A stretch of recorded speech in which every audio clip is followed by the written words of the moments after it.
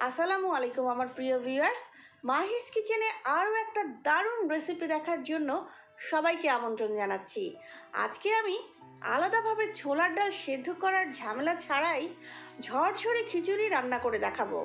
ঝামেলার জন্য অনেকেই এটা রান্না করতে চান না, কিন্তু আমার রেসিপিটা যদি দেখেন তাহলে খুব সহজে এটা বানাতে পারবেন। অন্য যে কোনো ডালের খিচুড়ি থেকে আমার তো ছোলার ডালের খিচুড়ি বেশি ভালো লাগে। যাই হোক ভিউয়ার্স, কথা না বাড়িয়ে তাহলে চলুন আমরা চলে যাই আমার কিচেন মাহিস কিচেনে এবং আমাদের মূল রান্নাটা শুরু করি।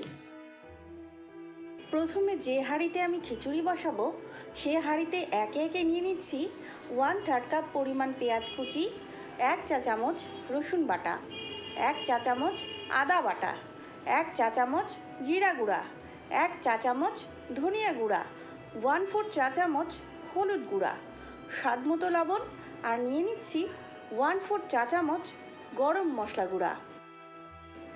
আরও দিয়ে দিচ্ছি 2 টেবিল চামচ পরিমাণ সরিষার তেল। ভিউয়ার্স, আমি পুরো রান্নাটা সরিষার তেল দিয়ে করব। আপনারা চাইলে রান্নার তেল দিয়েও করতে পারেন। এখন আমি সব উপকরণগুলো বা সব মশলাগুলো হাত দিয়ে ভালোভাবে মেখে নিচ্ছি। আমার মাখানো হয়ে গেছে। এখন এর মধ্যে 2 কাপ পরিমাণ ধোয়া চাল দিয়ে দিচ্ছি। ভিউয়ার্স, এখানে আমি প্রতিদিনের ভাত রান্নার জন্য যে চাল ব্যবহার করি সেটাই দিয়েছি। দেওয়ার আগে ভালোভাবে ধুয়ে পানি ঝরিয়ে নিয়েছি। এখন এর মধ্যে পৌনে 1 কাপ পরিমাণ মানে 1 কাপের 3 ভাগের 2 ভাগ ছোলার ডাল দিয়ে দিচ্ছি। ভিউয়ার্স, ডালগুলো আমি ভালোভাবে ধুয়ে সারা রাত পানিতে ভিজিয়ে রেখেছিলাম। দেখুন ভিউয়ার্স, ডালগুলো কিন্তু ফুলে ডাবল হয়ে গেছে আর হাত দিয়ে একটু চাপ দিতেই ভেঙে যাচ্ছে।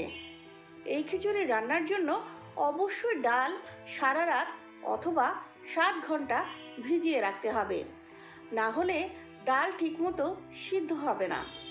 এখন চাল আর ডাল খুব ভালোভাবে মশলার সাথে মেখে নিচ্ছি। ভিউয়ার্স, আমি কিভাবে এই খিচুড়ি রান্না করেছি এটি জানার জন্য আমার সাথে থাকুন প্রথম থেকে শেষ পর্যন্ত। আমার এই রেসিপিটা যদি পছন্দ হয় তাহলে একটা লাইক দিয়ে দিবেন, ফ্রেন্ডস অ্যান্ড ফ্যামিলির সাথে শেয়ার করতে পারেন। আর নতুন ভিউয়ার্সরা এরকম মজার মজার রেসিপি পাওয়ার জন্য আমার চ্যানেলটি নোটিফিকেশন অন করে সাবস্ক্রাইব করতে পারেন।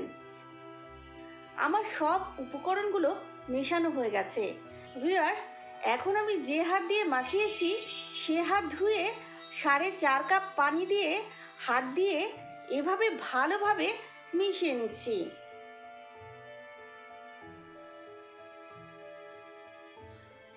এখন আমি এর মধ্যে দিয়ে দিচ্ছি 1টা তেজপাতা 4 ভাগ করে, 4টা এলাচ, 2টা লবঙ্গ, এরকম 1 টুকরা দারুচিনি, 7 থেকে 8টা কালো গোলমরিচ, 1 চিমটি শাহি জিরা, এটা অপশনাল, হাতের কাছে যদি না থাকে তাহলে বাদ দিতে পারেন। এখন নেড়ে মিশিয়ে নিচ্ছি। 4টা কাঁচামরিচ দিয়ে মিডিয়াম আঁচে চুলায় বসিয়ে দিয়েছি। খিচুড়ির পানি যখন এরকম ফোটা শুরু করবে তখন একটু নেড়ে দিয়ে ভালোভাবে ফুটে ওঠা পর্যন্ত জাল করব। 5 মিনিট পরে খিচুড়ির হাঁড়ি ঢেকে দিয়ে রান্না করব আরও 7 থেকে 8 মিনিট। 7 মিনিট পরে খিচুড়ির পানি যখন এরকম শুকিয়ে যাবে তখন এভাবেই একটু নেড়ে দিয়ে মানে নিচের চাল উপরে আর উপরের চাল নিচে দিয়ে দিচ্ছি। এই তো দেখুন ভিউয়ার্স, চাল আর ডাল কিন্তু 50% মতো সেদ্ধ হয়ে গেছে। এখন চুলার আঁচ একদম লো করে দিয়ে 20 মিনিট দমে রেখে দিব।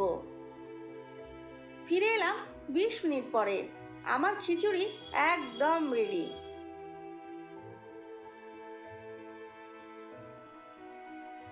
এই তো দেখুন ভিউয়ার্স, ডাল কিন্তু 100% সেদ্ধ হয়ে গেছে, একটু চাপ দিলেই গলে যাচ্ছে, আবার চালও গলে ভর্তা হয়ে যায় নাই। এখন আমি একটা প্লেটে সার্ভ করে নিচ্ছি। এই তো দেখুন ভিউয়ার্স, কি দারুণ একটা ঝরঝরে খিচুড়ি হয়ে গেল। আলাদাভাবে ডাল সেদ্ধ করার ঝামেলা ছাড়াই আমার খিচুড়ি রেডি। এখন গরম গরম পরিবেশন করুন, আর কেমন হলো সেটা আমাকে অবশ্যই কমেন্ট করে জানাবেন। আবারও অন্য কোনো রেসিপি নিয়ে দেখা হবে ইনশাল্লাহ আমার কিচেন, মাহিস কিচেনে। সবাই ভালো থাকবেন। আল্লাহ হাফেজ।